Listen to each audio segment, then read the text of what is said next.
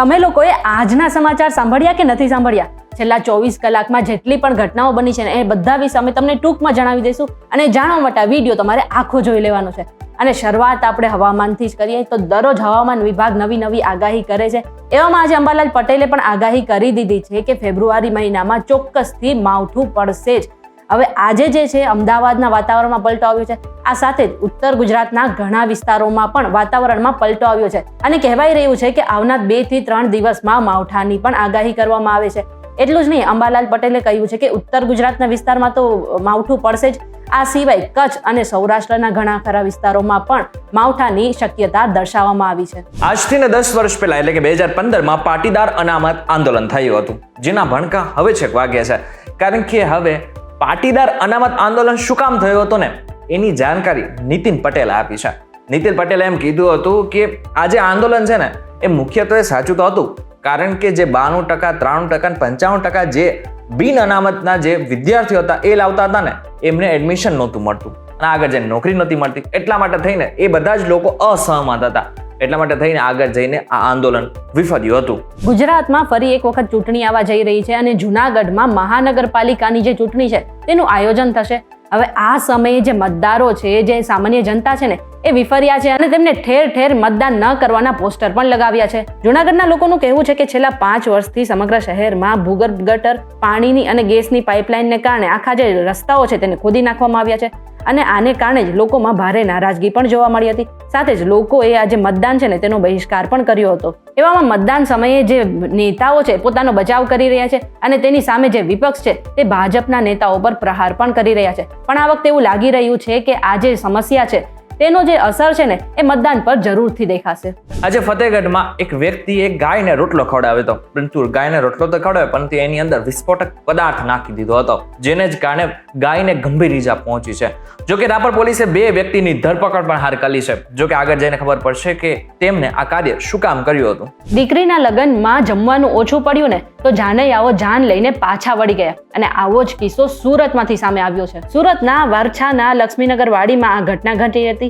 તેમાં દીકરીના લગ્નમાં જમવાનું ઓછું પડ્યું તો ભોજન ઘટતા જાનૈયાઓ રોષે ભરાયા અને રોષે ભરાયેલા વરરાજા અને જાનૈયાઓ લગ્ન વિધિ કર્યા વિના જ માંડવેથી પાછા ફરી ગયા હતા. જોકે કન્યાના પિતાએ સમગ્ર ઘટનાની જાણ વારછા પોલીસને કરી અને એ બાદ વર અને કન્યા પક્ષને પોલીસ સ્ટેશનમાં બોલાવીને સમજાવવામાં આવ્યા હતા અને પોલીસની દરમિયાનગીરીને કારણે જ અંતે આજે છે બધું શાંતિથી પતી ગયું અને વર અને કન્યાના લગ્ન પણ થઈ ગયા હતા. પણ હવે આ લગ્નનો શું મતલબ એ તમે અમને કમેન્ટ કરીને જરૂરથી જણાવી દેજો.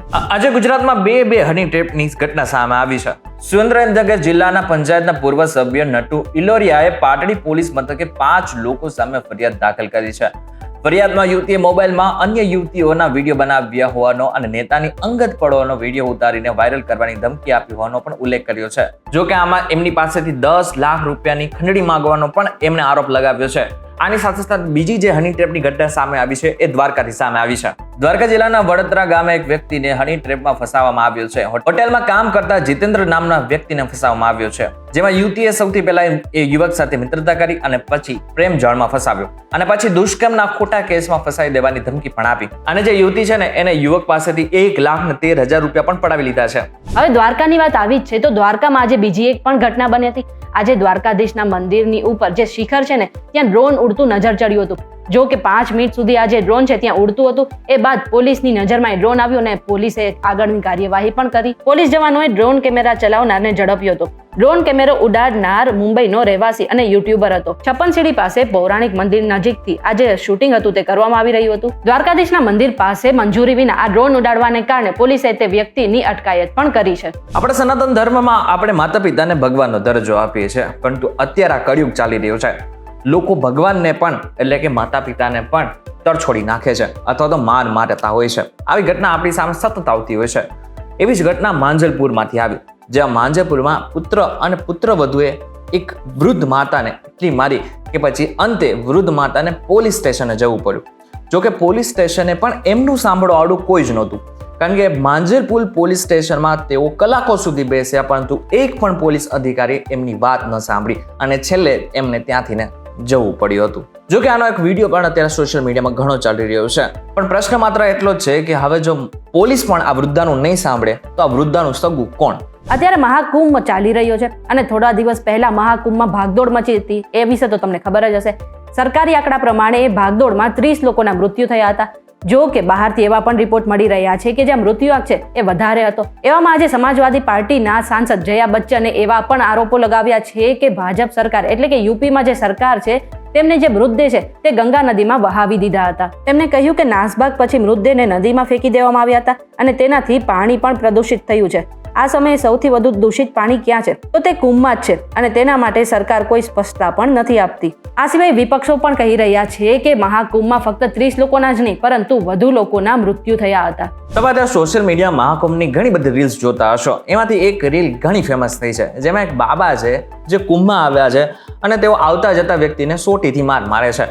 જોકે આના વિડીયો ઘણા સોશિયલ મીડિયા વાયરલ થાય છે પરંતુ હવે આ બાબા જે છે એ પોલીસની પકડમાં આવી ગયા છે અને પોલીસે એ બાબાની ધોલાઈ કરી છે, જેનો અત્યારે વિડીયો સોશિયલ મીડિયામાં ઘણો ચાલી રહ્યો છે.